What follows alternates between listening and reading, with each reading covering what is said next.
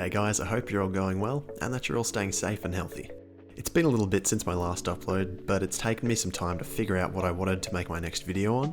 I've decided to make this video for a couple of reasons. The first, because I've had a few mates come over to Australia from the United States, and they found that some of the differences can be pretty confusing. The second is that I've been noticing a growing trend of videos of people coming to Australia and having a real bitch and a whine about things that, if you do a quick Google search of, will actually make quite a bit of sense. So here are some things that Americans might want to know about Australia. So if you're from the States, you might be used to the whole elementary school, middle school and high school setup. In Australia we do primary school, which consists of prep to grade 6, and then secondary school, which is years 7 to 12. The names of both the two stages of education and the names of the individual years themselves can differ depending on the state and whether the school is public or private. For instance, in the state of Victoria, we'll often refer to year 12 as our VCE. In Australia, we've done away with the 1 cent coin, so we're left with the 5 cent, 10 cent, 20 cent, 50 cent, $1 and $2 coins. Then for notes, we have 5, 10, 20, 50 and $100 notes. They're all different colours for easy identification, and they're made out of plastic, so they don't turn to mush when you leave one in your back pocket and you wash your pants. Tipping isn't all that essential here, it's more just if you feel like the service you got was exceptional, then you leave behind a few bucks. Some places actually will refuse tipping though, so do take it easy on that one. I believe this is due to our minimum wage for waitstaff being significantly higher than that of the United States. We also include the goods and services tax in the price tags at the shops, so when something says that it's $5, it actually only is $5. Australian English can be pretty hard to understand, particularly in regions where the accent's very strong. We tend to slur the phrases we use most often to the point that how are you going will often sound something like how you going. A lot of the other words we commonly use get shortened. The name of our country gets shortened to simply Straya. Then we've got servos, bottle-os, arvo, brekkie, tinny, piss, darts, bickies, eskies, barbies, and so on and so forth. This word is pronounced Melbourne, and this word is pronounced Brisbane. We call flip-flops thongs, it's quite a well-known one. These things that float on the water are called buoys, like the word boys. If someone asks you to fang them something, they would like you to pass them that item. Fucking oath means one is in agreement. Yeah, nah, and nah, yeah. Both are used as responses to a question. Yeah, nah can mean both yes or no, but it usually defaults to meaning no.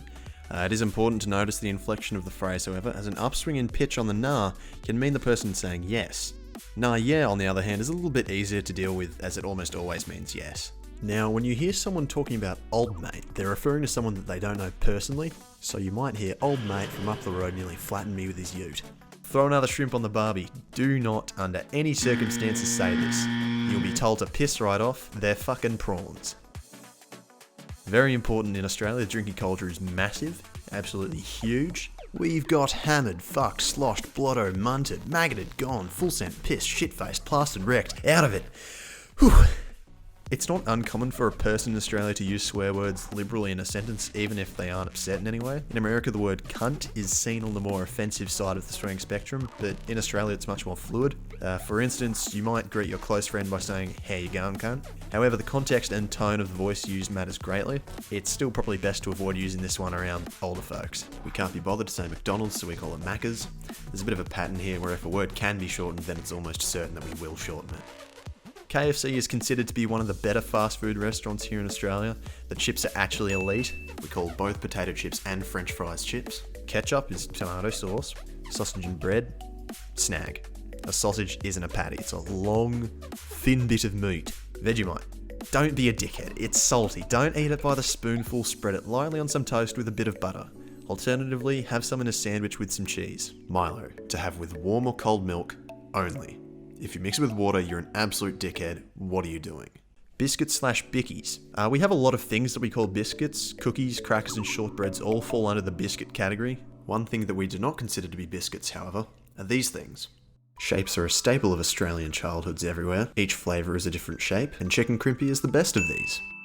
Anzac Biscuits. Do not fucking disrespect these. They've been an Aussie icon since World War I. Tim Tams. Elite. Also do not fucking disrespect these. They've been an Aussie icon since some bloke went over to Britain, found a biscuit and then made a much more better version of it. They're also named after a horse. Now, Australia has a reputation of being an alcohol-loving country, which is actually pretty accurate. We do love getting on the beers. However, it is generally a bit more expensive to have that kind of lifestyle here.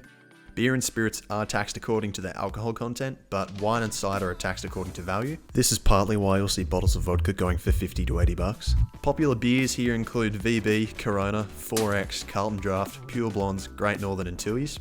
Another popular drink in Australia is cask wine or boxed wine, or more commonly, goon. It's not the best, but it's cheap, it's plentiful, it gets you smashed, and most importantly it comes in a lovely silver bag for easy travel. Now, you've all probably heard the old everything in Australia wants to kill you bit, and while that holds true to some degree, you'll likely be fine if you're not being a dickhead, and you just stick to the places where humans are supposed to be. Easy. This may seem a bit obvious, but don't pick fights with kangaroos, emus or cassowaries. Both roos and cassowaries can be taller than 6 feet, and emus upwards of 5. All 3 of them will fuck you up. In some instances though, I'd even argue that we have less dangerous versions of animals from the States. While America is these fucking feral looking possums, we've got these little guys. The mate from the States also requested that I include a note about our ravens and how they'll act as an unwanted alarm clock, so I would recommend bringing some earplugs, I guess. Oh, and fuck ibis, they're disgusting little bin chickens. This is football. Not this, or this, this. Make sure you celebrate at the correct end of the stadium if you do go to a game, as doing otherwise might get you into a fight with some rather drunk and over-enthusiastic supporters. Some other big sports here are cricket, rugby, soccer and tennis, so if you're into any of those, you should have no trouble making some friends. And I think that just about wraps up this video. Thanks very much for watching, make sure you share this with your mates from the States, and if this video helped you out at all, consider dropping it a like. Or don't, I'm not your dad, I can't tell you what to do. Bye.